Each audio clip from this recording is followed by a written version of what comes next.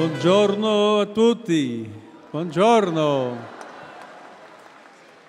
Con grande gioia che ci raduniamo questo pomeriggio per questo pranzo, in questa giornata che tanto ha voluto il nostro tanto amato il mio predecessore, il Papa Francesco.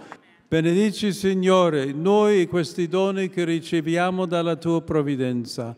Benedice la nostra vita, la nostra fraternità. Te lo chiediamo nel nome di Gesù Cristo, nostro Signore. Amen. Tanti auguri e buon appetito!